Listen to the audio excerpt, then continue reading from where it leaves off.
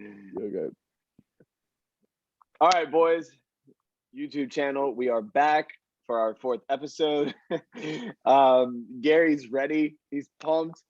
Um, Tonight we get to talk about a topic that I'm sure we have all experienced in some way or another, in a positive way, in a learning type of way, or even a negative way. And our discussion tonight is UTR. We're going to talk about what we think about it, if we like the system, the pros, the cons, and then players also being too obsessed with it, or parents being too obsessed with it. And then also, maybe even what colleges look for with UTR. So with that being said, we spoke, we have our little group chat, and we spoke before this, and JY was at a tournament this weekend. Can you tell the people what you experienced this past weekend at the tournament? So I'll explain what happened in this one tournament and the second one, because I found out a second thing that happened, and then I'll withhold my opinion until afterwards. I'd love to hear what you guys think. But so the first tournament that I heard about, so the top player in one division, as soon as they realized that they were going to be the highest rated player in that division come tournament time, they withdrew. Then the second player, the second rated player, moved into the top rated player, right? As soon as they found out they were going to be the top rated player, they withdrew.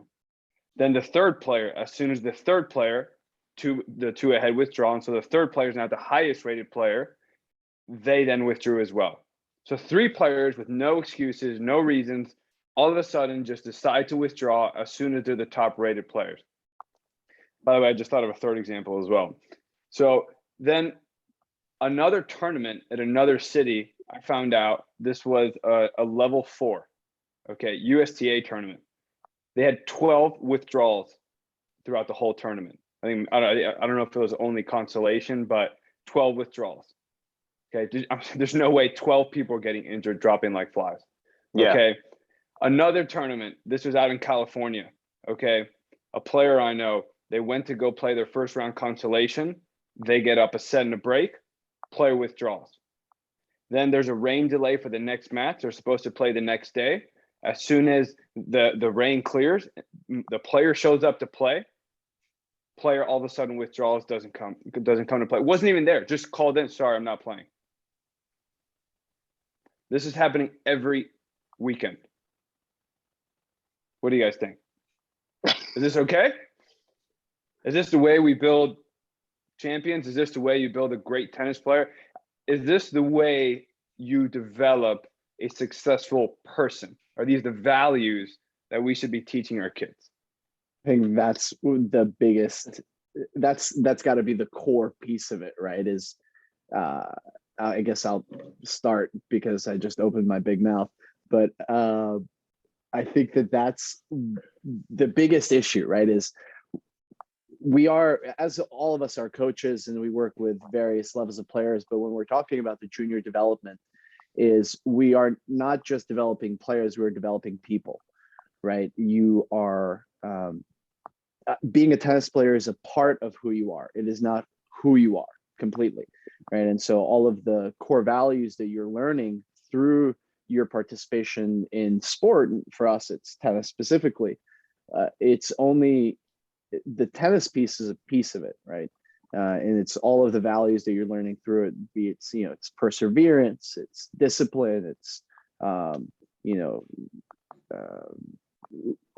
sorry, I'm like blanking a little bit, but those key elements of, time value, effort, all of these elements, right? Those are like really big, important core values that you're supposed to have, and they impact you throughout your life. But the piece that I definitely noticed this, and that's why I think this is such an interesting topic, is that when players start focusing on results and parents start focusing on results, especially in younger age divisions, it completely changes what the value is. The value is then winning, right? The value is then your UTR or whatever it is that is then being, I guess, what we're looking at. But the biggest problem, and I completely agree with this, and I think that it's a really big issue, is you're teaching the kids to focus on the wrong thing. And granted, yes, like I am aware, and I've, as all of us have played junior tennis, sometimes you do have something that comes up, but I don't think this stat from Fed that he's never retired from a match, I don't think that that's valued enough. If you look at Federer, and he's never retired from a professional match, and people are like, oh, that's really cool, and then that's not what's actually being represented at the junior level, then people don't actually care, because you're disrespecting the sport, you're disrespecting your opponent, the opponent's time, your time, the tournament's time, everything. And especially with these like last minute withdrawals, like I saw it at a tournament. I was at like at a L5. I think it was an L5. Yeah. I was watching one of my girls play, or two of my girls play. And they, at the event, there were two other girls waiting, and the kids just didn't show up. And the tournament director is calling the parents. They're like, oh yeah, we're not coming. So this girl drove from New York to New Jersey, a 2-hour plus drive in Friday evening traffic, mentally was prepared to compete, do all these things, showed up, isn't competing.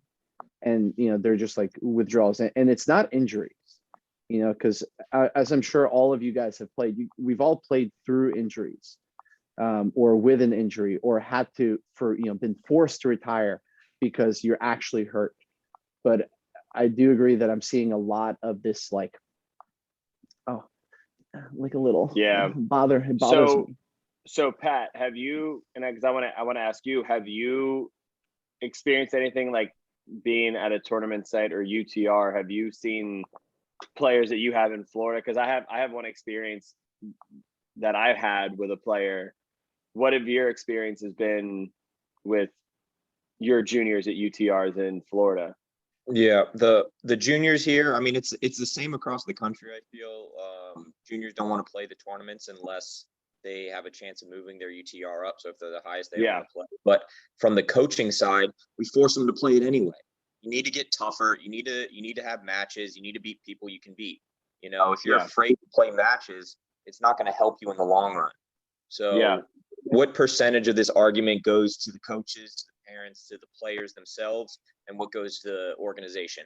I don't think you're going to be able to stop the information explosion in tennis with all the stats and everything being like more and more prevalent.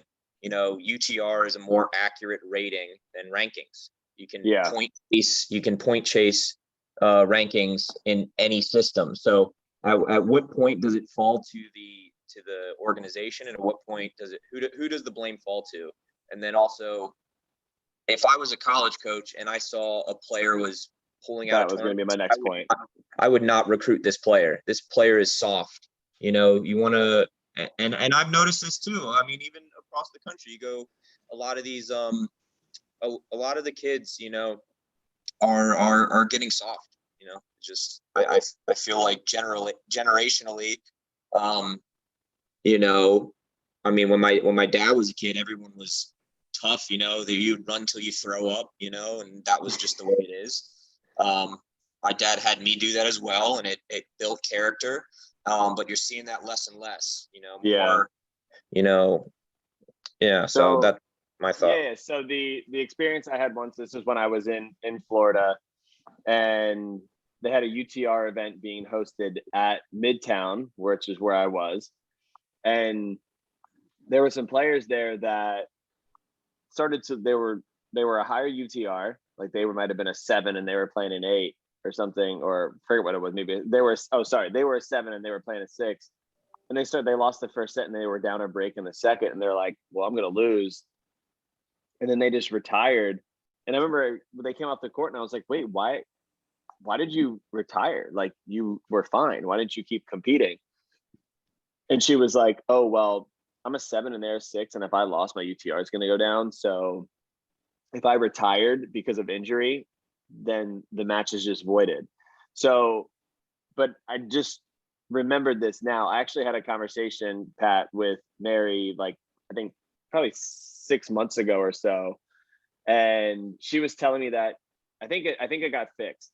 I just remembered it. If you were, let's say you're a 9 and you're playing against a 7 and you beat that person like 6-2, 6-2, like you clearly showed that you are that much higher than that person, you actually still get points now, or you get to move up even if you beat somebody that's like a 9 and that person's a 7 and you win, then, and if you beat them the way a 9 should beat a 7 in theory, right, their algorithm, then their UTR would rise up.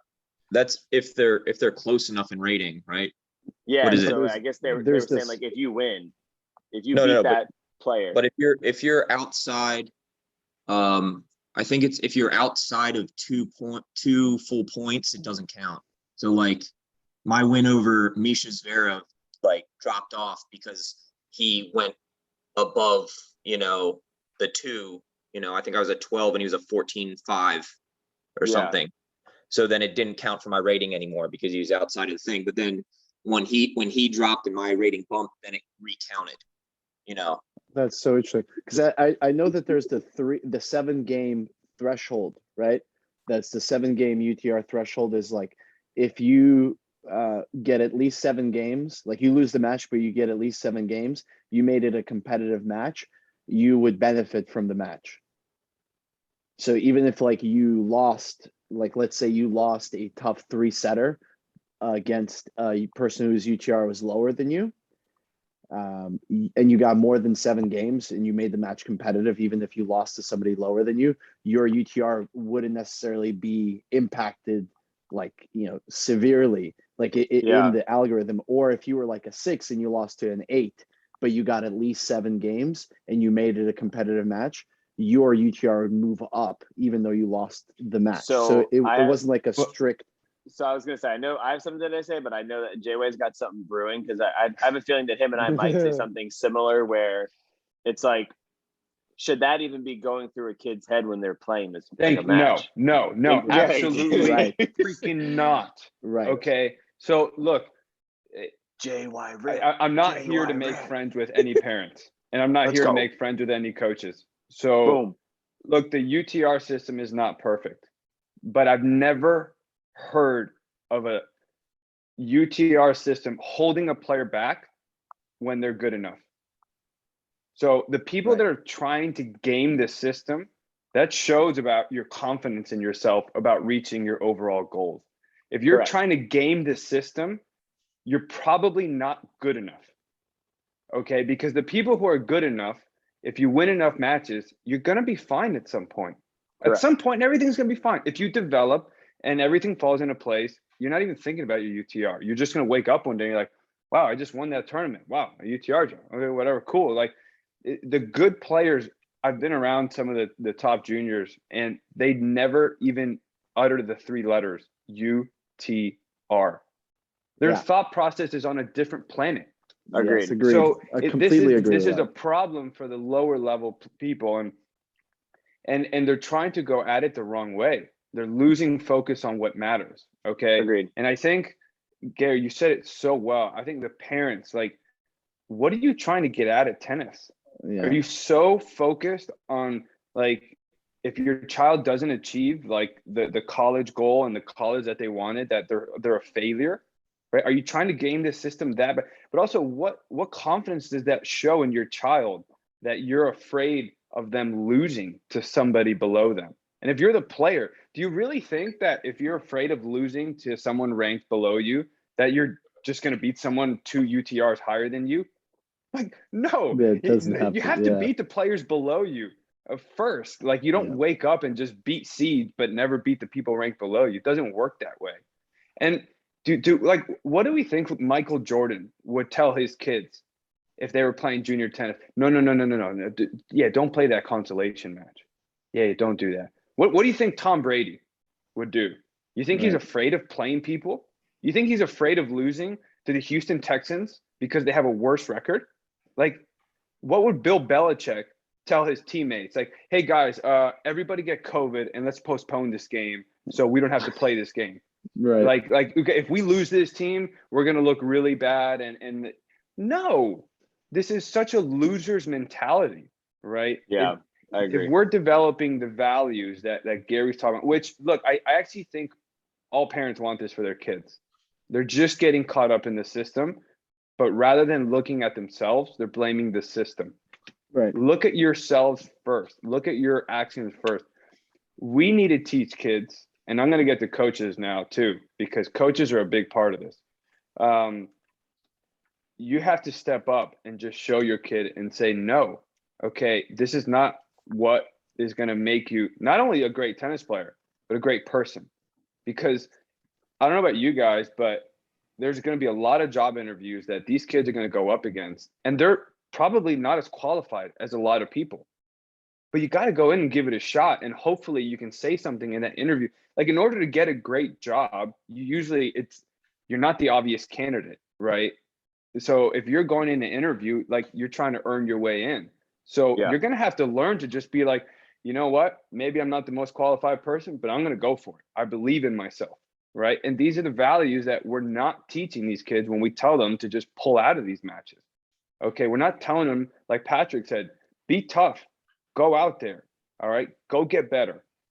And I think a question for you guys, because have you ever heard of a coach telling a player to not play a match because if they lose, it'll drop their UTR? I've never heard of one. I have not either. That's what. Okay. That's where it's like Me neither. it has to be coming from. So this is coming from the parents and the kids. Yeah. So they're doing this, but the coaches, this is the problem with coaches not being involved enough, not being there on the tournaments, not calling them, being like, hey, how'd it go today? Not being present on a day-to-day basis. If you have kids that are playing tournaments, 25 tournaments a week, and they're saying they have goals, right? If you're trying to game the system, it's because you're probably trying to make some college team, right? Whatever level you think you can make. So that person has pretty high goals. The coach needs to be involved.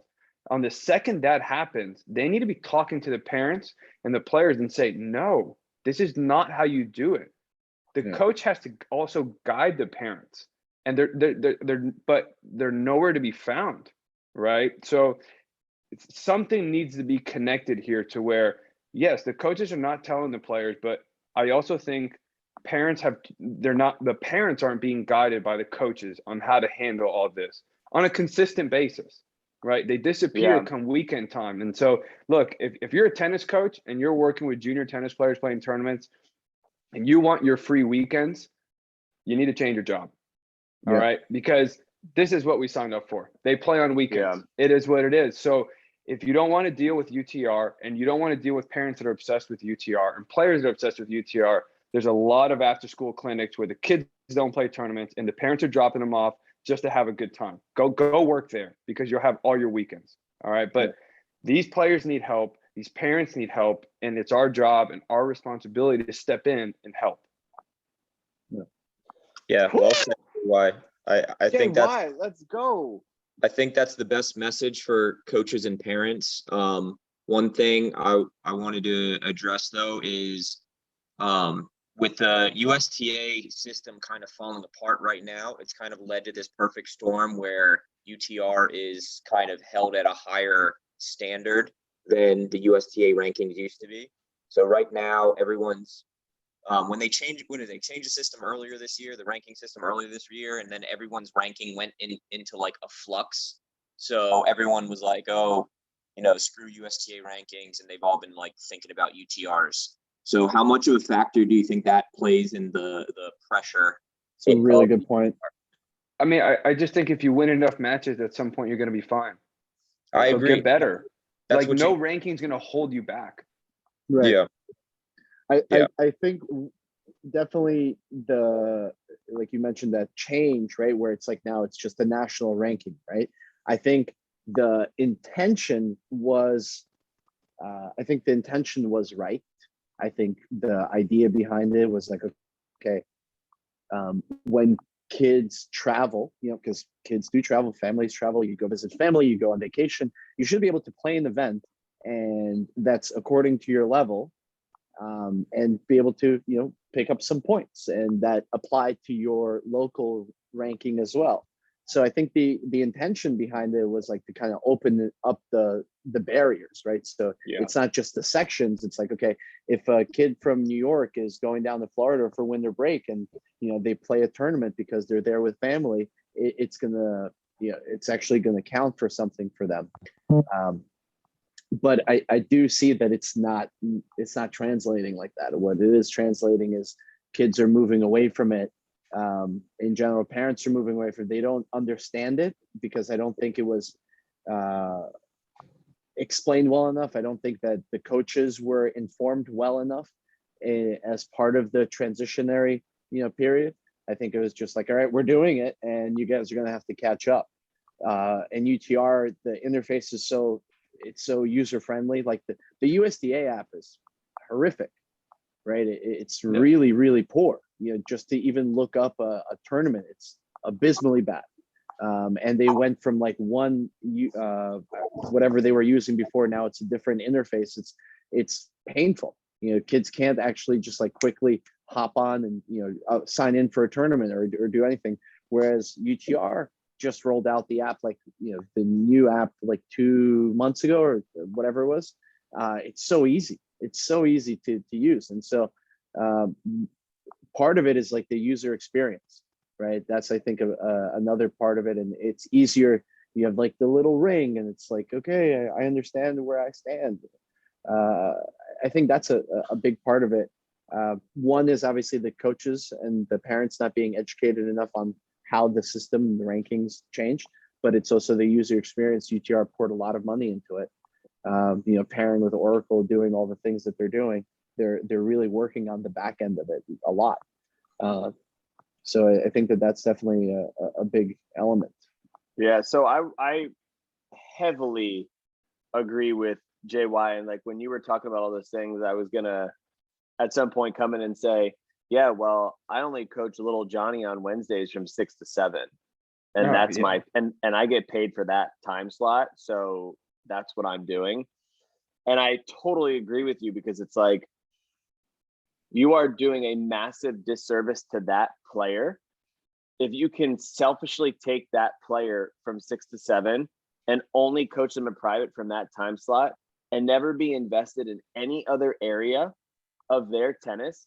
If you're like, I got Johnny 6 to 7 and that's it, and then there's no interaction on the weekend with him at tournaments, or there's no communication with parents on the weekend, then you are just an absolutely selfish coach and only care about yourself, and you shouldn't even call yourself a coach, because you are absolutely ruining this kid's future of tennis when this kid wants to improve, this kid wants to learn, he has a dream of playing college tennis, the parents are investing time and energy and money, and then you can selfishly sit there and coach him from 6 to 7, but then not be, sorry, my computer's about to die, but then not be an asset to this kid in other areas other than that 6 to 7, because you want to selfishly not be involved and just you want to have that easy lesson because Johnny knows how to hit a ball and you can just feed balls and do nothing. And like, but that's just, I think that's a huge part, is like, as coaches who care, you have to educate parents and players on the things that are important. And like, if I had a player, if I was coaching someone and they said, I was like, how did the tournament go this weekend? Or I was checking in and they were like, yeah, I actually withdrew because they were a lower UTR and I didn't want to have mine get affected. I would be like, Hurricane Chris would come out and you would see a very angry side of me, and I would just be so disappointed in that player, and then educate. But I agree, it's like at some point you're going to get exposed. It's like, hey, great, you get the opportunity, you get to the college because it looks good on paper, and then it's like, what, you just scammed you scammed it the entire career just to beat the system, and then what? Yeah. You're not, it's like, I've never heard of a player somehow game the system into like a top 20 D1 school. Yeah, and all of a sudden the coach successful. is like, wow, you're not as good as your UTR is, huh? Wow, how did this happen? Like, dude, this is not gonna happen, parents, players. Yeah. Like, what are you thinking? Like, you think these coaches don't know what, like, they're gonna watch you play at some point. Yeah. Right. And if you have to I thi- scam your way onto a team, you're not going to be a good fit for the team. Yeah, Yeah, exactly. nobody, your teammates aren't going to support you because Yeah. they realize that you're a scam. It goes a long way.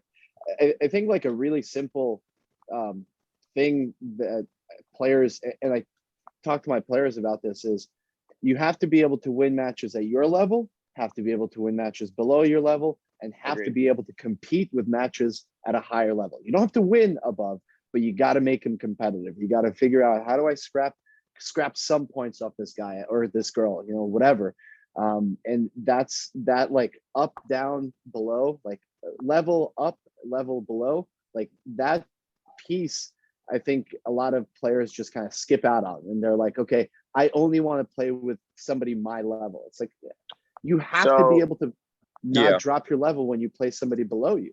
You have to have a standard. Yeah. Right. So I've got a really fun discussion for us, and we're gonna have, I think we're gonna have Pat lead us off on this one. I'm feeling Pat on this one.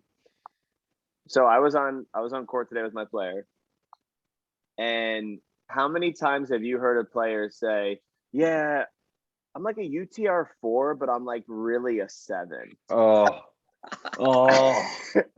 gosh. And I was like, I go, well, let's talk about why you're a 4. I go, your skill set might be a 7, but mentally you're a 2. So that's why you're a 4. Yeah. And she was like, kind of offended, but I was like, but that's why. So you all, I don't, do you guys see the video I posted the other day where I said like UTR 12 serving, and then I had it next to a 4, and I said UTR 4, and she was a pretty good serve. Like it's decent. Yeah. And I had people commenting on it, and they were like, she's not a UTR 4, and I was like, makes you wonder why she's a 4, right? What other elements are there to her game that makes her a 4? So when people are like, yeah, I'm a 4, like I'm a 4.5, but I'm really like a 9. Or like people just like, they put it so much higher, and it's like, well, there's a reason why you are. So Pat, what do you think about the kid that comes to you and says, I'm a 4, but I'm really a 7? I mean, you're 100% right. I mean, there's more than one aspect of the game. A lot of people can look good hitting the ball, but then being able to compete, think, the whole play at a tournament environment is completely different. JY's right. If you don't see your players at a tournament, you don't really know your players. One of the big things at Saddlebrook that I put into play was I put a lot of lopsided matches going on. And if my players could beat someone 0-0 and didn't do it, I would be pissed at them. It was the same way like I grew up. I love that. I remember when I was a kid, I won this match 0-1. I gave the kid a game in the second set, and my dad yelled at me for 45 minutes after the match how I should have beat him 0-0. What am I doing? Why am I wasting my time? All this other stuff. So you need to win, and you need to build that competitive spirit. Another thing, when I started playing futures, I had the habit of getting up for big matches. Like when I played JY, I got up to play that match because he was a high ranked guy. You played well.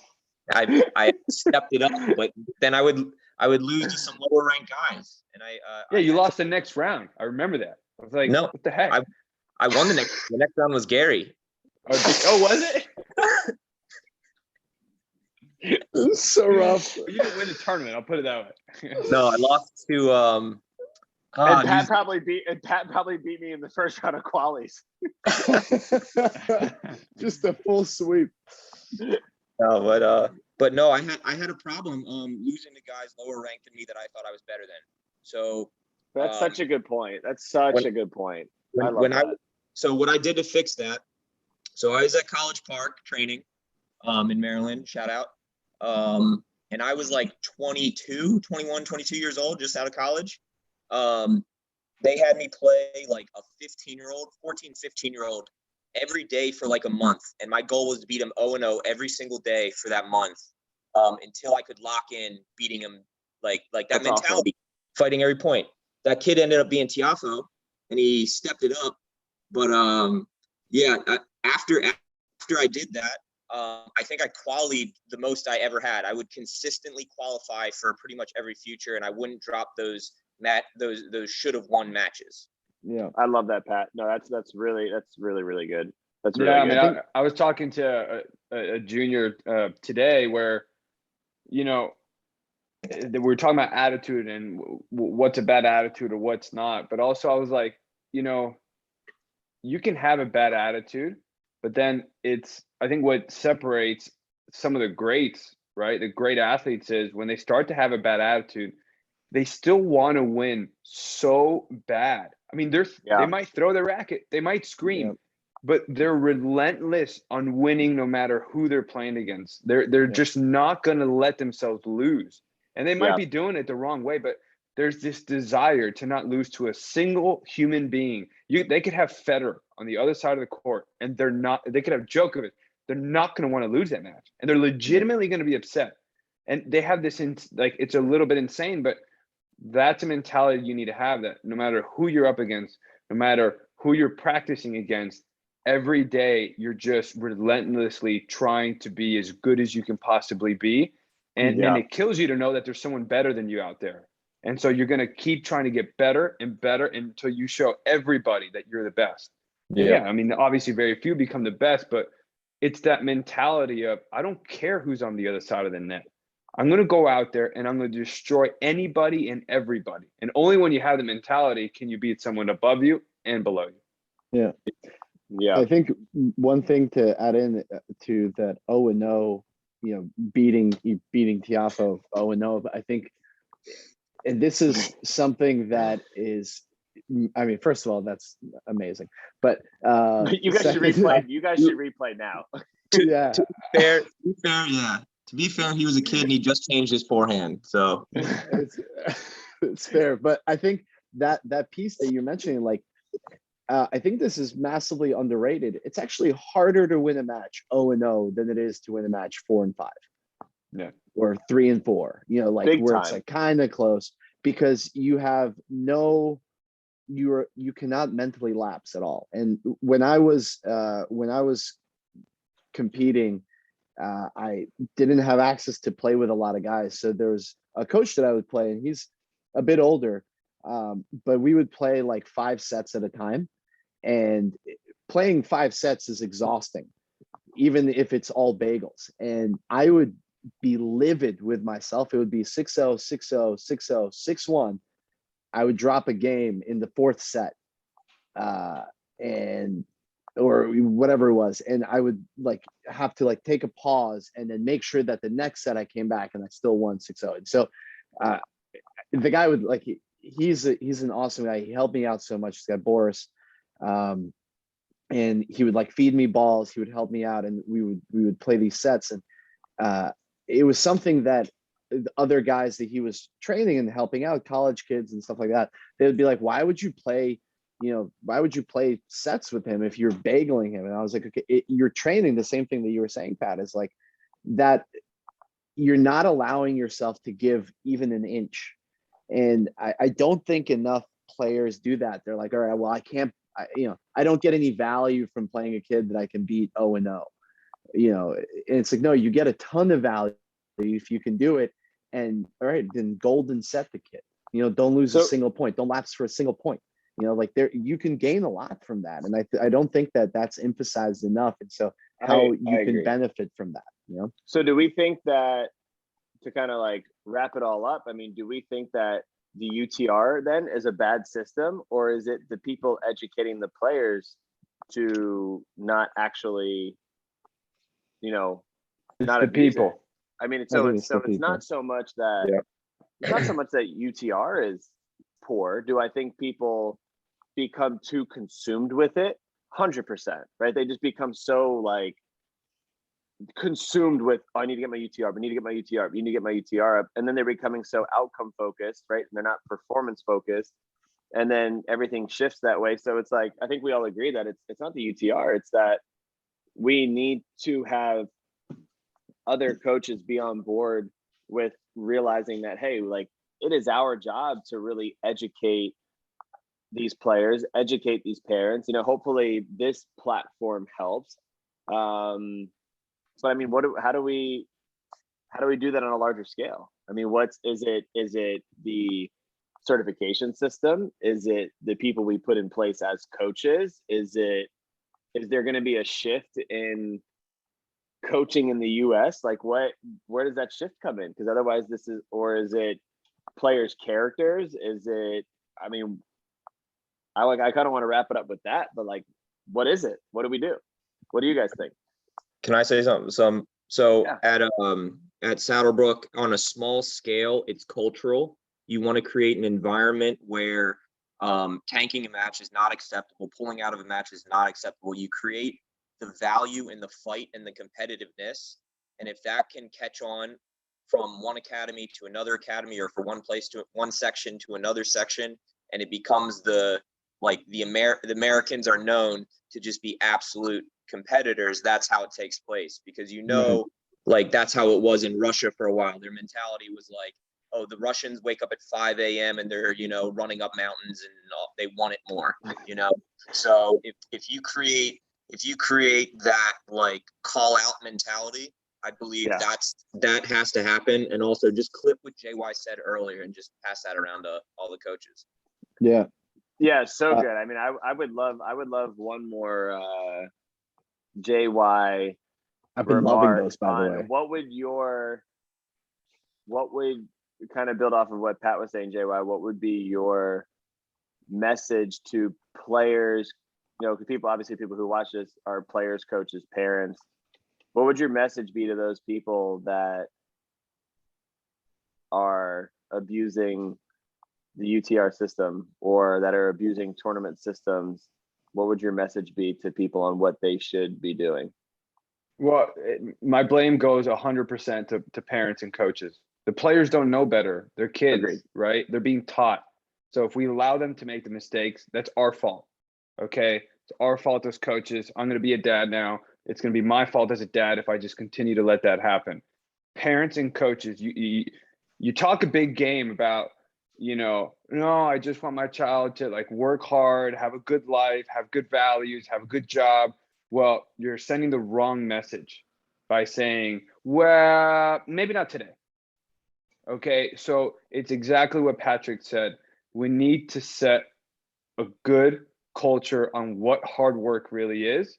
We need to show a good culture on what really process oriented like work is, and really showing appreciation to kids and congratulating them for going to play that UTR match against the lower player and losing, but leaving it all out on that court. Take that kid to dinner. All right. Give that kid a gift. Show them that that's the way you do it, because later in life, when it comes down to it, they're going to be the ones who don't back down from a challenge when they feel a little fear. So parents and coaches need to step it up, but more the coaches, because parents also don't know better. And they just parents want the best for their kids. It's hard, man. It's hard. You really want your kid to be happy. Okay. And you want them to go to the college of their choice and live a great life. I get it. But if they don't have good values, none of that will matter anyway. Okay. And coaches, if your kids are playing tournaments, get involved. If not, get out of high performance. I know a lot of coaches who said, I'm not going to do high performance anymore. It's too much. Great. I totally respect that. It is hard. It is draining. It is exhausting. It's not easy, but these are kids' lives you have in your hands. So step up and help them. Yeah, JY, I mean, first off, super well said, and I'll give my kind of closing comments at the one. I totally echo what you're saying, where if you're going to put yourself in a position as a coach where your role and duty is to mentor a kid and to do things to put them in a winning position and to help them as people and to help them become successful with what they want, if you can't fulfill that role, look at yourself in the mirror and say, am I really doing everything that I can? And am I really in a position to help this kid? Because if I'm not, then I should probably choose a different route. I don't want to say the name, but I've had a conversation with a coach and really respected him because he was like, Chris, I have so much respect for what you do and the time that you invest into these kids. He goes, I can't do it. I don't want to get on court with the kid where I have to be texting mom and dad on the weekend. And he was like, I do love tennis. I really do. I love coaching. I love being on a tennis court. And I love that environment. But he was like, but I also don't personally have that inside of me to be that mentor role. And that's okay. There's nothing wrong with that. If you want your role in tennis to be, one way, that's great. Totally fine. But don't put yourself in a position that's I want to work with that kid because it's easier, right? Everybody thinks that the kid who can already hit a ball is the easier person to work with, when it's not really necessarily. But I agree. If you don't want to be in high performance and you don't want to have a conversation with that kid, and if you can't go to a tournament and see a 10-year-old kid cry and know how to manage those emotions because of how disappointed they are, and they come to you and they look you in the face of just pure disappointment in themselves because they feel like they've let you down, when it's like, when what we're still extremely proud of them during that whole thing. And so, yeah, I 100% agree with that. If you're a coach and you can't fulfill that, then you're an awful person and you're being selfish. That kid's life is worth so much more than your selfish attitude of wanting that 6 to 7 o'clock spot because it's your last lesson of the day, and the kid can hit balls, and you know that you don't have to put in too much effort because you don't have to be a babysitter to a kid. So I agree. I don't like selfish people, especially when it involves a kid, when it involves a especially kid. yeah.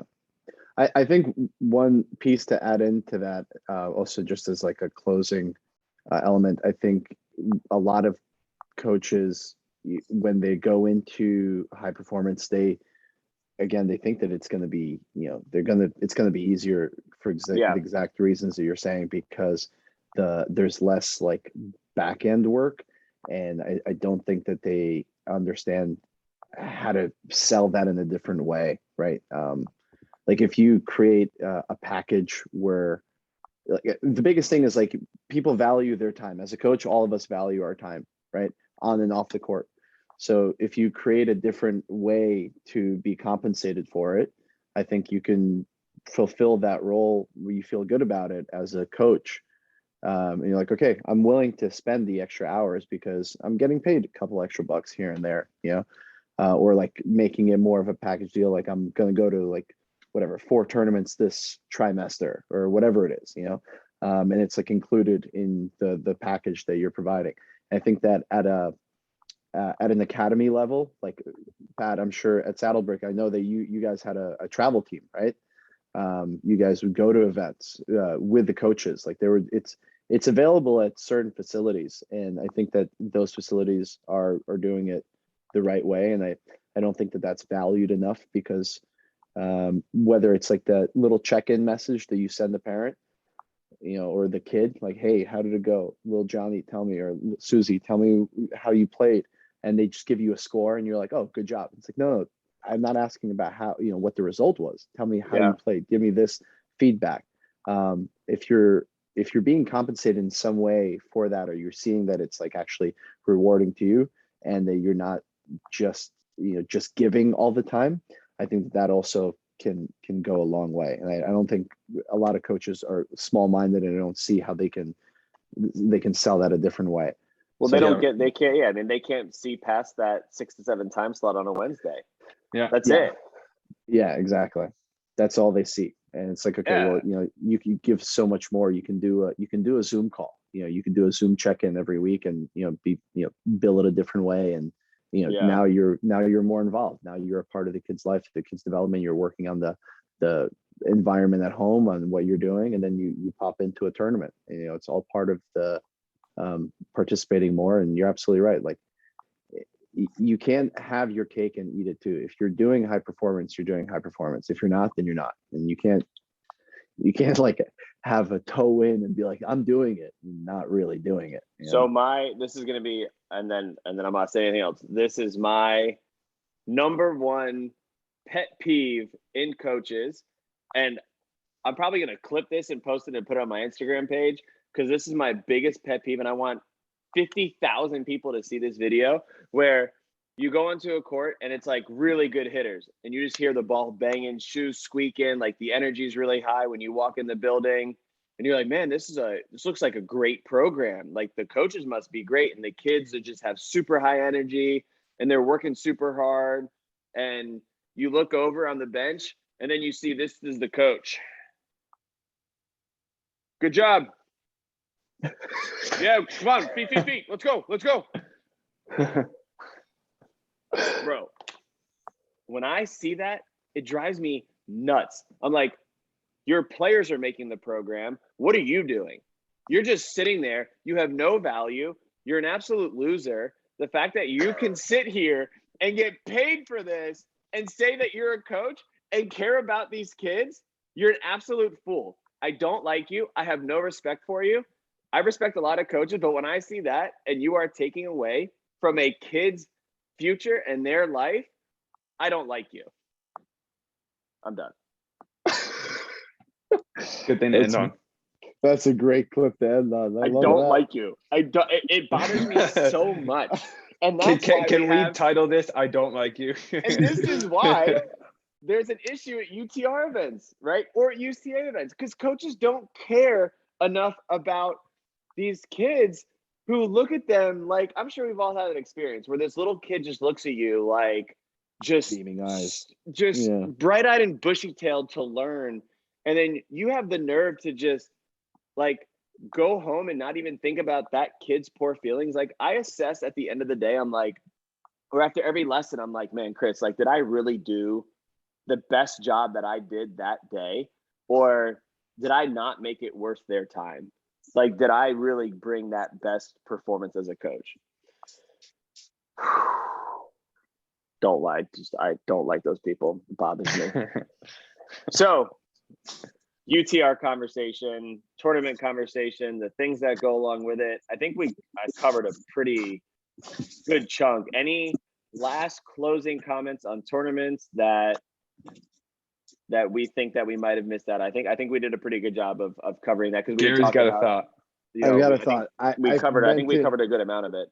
I think we covered everything a lot. We covered a lot, but there was one last piece that I completely forgot about earlier.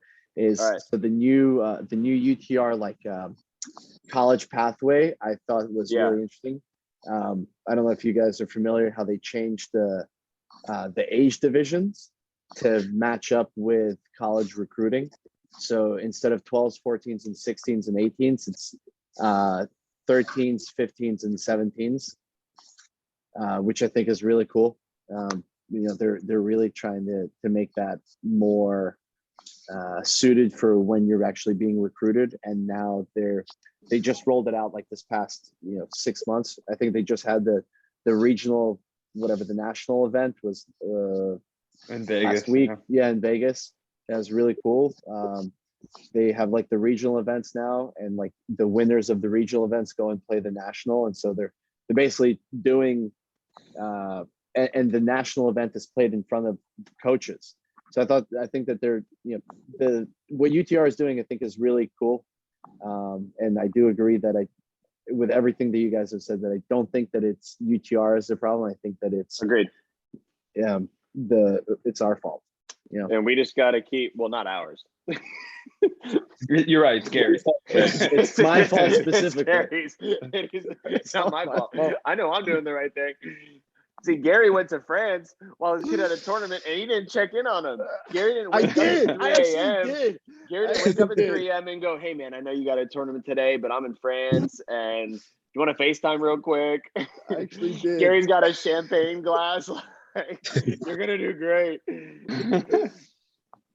Oh, man. But no, I think I like that conversation. I think we covered a lot of good stuff. I think people will probably have some good comments on here. I think we all have to continue to keep doing our part, hold other people accountable. I know I like being held accountable on things that I could be doing better at. So hopefully this video, for those watching or who watch this, really found this helpful, or you guys thought. I hope we get some comments in here. Get the engagement up a little bit. Gary, tell them what to do. Like and subscribe. Like, subscribe, comment, tell your friends. But no, guys, awesome. Thank you all so much. and we will see you next time. See ya. Later.